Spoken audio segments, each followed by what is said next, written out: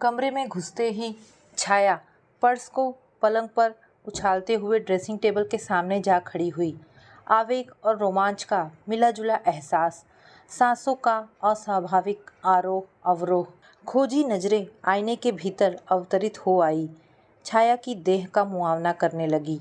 नाभि को निहारते हुए लगा जैसे नाभि की सुरंग के भीतर से महीन किलकारी गूंजी हो। माँ। हाथ अनायासी नाभि पर टिक गए। 1.5-2 माह का ही होगा कमबख्त। अपने होने का आभास पूरी शिद्दत से देने लगा है। छाया ने मोबाइल में समय देखा। 3:10, यानी राजीव को ऑफिस से लौटने में काफ़ी देर है। सुबह उठने के बाद से 9 बजे तक एक के बाद एक इतने काम करने पड़ते हैं कि दिमाग चक्कर घिन्नी सा घूमने लगता है। चाय, नाश्ता, लंच, सोनू को तैयार करना, राजीव अपनी हर एक ज़रूरत के लिए उसे ही पुकारेगा। इन्हीं सब आपाधापी के बीच चुहल के लम्हों के छाग भी पड़ते रहते। मसलन बाथरूम में हुजूर गुहार लगाएंगे, छाया आंखों में साबुन घुस गया है यार, मग नहीं मिल रहा, प्लीज़। और दौड़कर बाथरूम में घुसी कि खिलखिलाकर बाहों में समेट लेंगे। राजीव के ऑफिस चले जाने के बाद उसने शेष काम रोज की तरह ही निपटाए थे। फिर पलंग पर लेटकर एक पत्रिका के पन्ने उलट पुलट रही थी कि अचानक जी मिचलाने लगा और आंखों के आगे अंधेरा छा गया। थोड़े थोड़े अंतराल पर 2-3 उल्टियाँ भी हो गई। खाया पिया सब बाहर आ जाने के बाद मन संयत हुआ। फिर उसका ध्यान सूत्रों की कड़ियाँ मिलाता अनायासी कोख तक जा पहुँचा। वह खुशी की झुरझुरी से झिक उठी। क्या सचमुच प्रेग्नेंट हो गई है वह? उसने तुरंत ही निदान कर लेना होगा। थोड़ी देर में ही उसने कदम डॉक्टर विभा के नर्सिंग होम की ओर बढ़ गए। डॉक्टर विभा उसकी पारिवारिक चिकित्सक थी। गहन चेकअप के बाद मुस्कुराते हुए निदान दिया, बिल्कुल, आप प्रेग्नेंट है छाया जी। घर लौटकर वह राजीव की बेचैनी से प्रतीक्षा करने लगी। लगा जैसे आज समय कछुआई गति से सरक रहा है। इतनी रोमांचक खबर राजीव को फ़ोन पर बताना उसे अच्छा नहीं लगा। तभी सोनू स्कूल से आ गया। 4 महीने पहले ही उसे स्कूल में डाला था। आते ही सोनू उससे लिपट गया। छाया ने भी आवेश में उसे अपने से चिपटा लिया।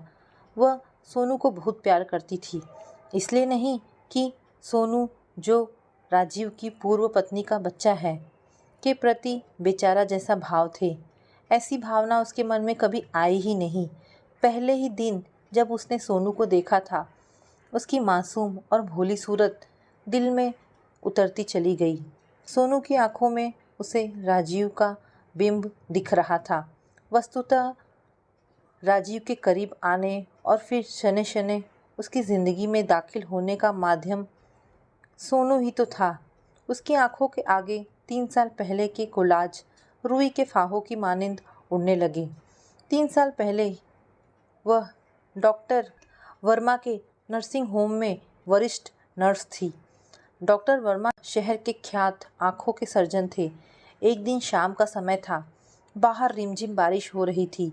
राजीव सोनू को गोद में उठाए हड़बड़ाते हुए नर्सिंग होम में आया। सोनू खेलते हुए छत से गिर गया था। पाँव में गहरी चोट लगी थी। खून भी बह रहा था। राजीव के चेहरे पर हवाइयाँ उड़ रही थी। हिम्मत से काम लीजिए मिस्टर राजीव, सब ठीक हो जाएगा।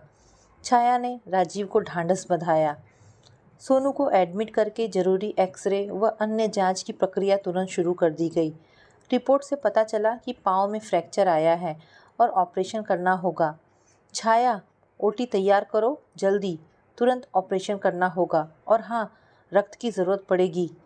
राजीव साहब से कहो ओ नेगेटिव रक्त का प्रबंध कर ले। डॉक्टर वर्मा ने निर्देश दिए। रक्त की आवश्यकता पड़ेगी यह जानकर राजीव घबरा ही गया। कहाँ से जुटाएगा रक्त?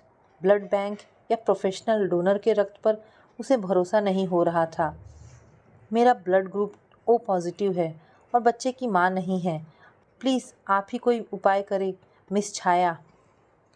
राजीव का स्वर कातर हो गया। धैर्य रखिए मिस्टर राजीव, घबराने से समस्या थोड़े ही हल होगी, कहती छाया ओटी के भीतर चली गई।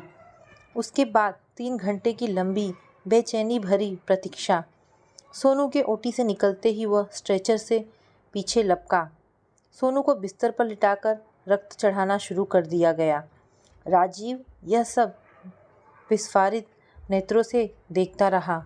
रक्त छाया ने डोनेट किया है सर, पास खड़ी सिस्टर ने मुस्कुराते हुए बताया तो वह हैरान रह गया। उसका ब्लड ग्रुप ओ नेगेटिव है। उसके बाद सोनू लगभग 1 माह नर्सिंग होम में रहा।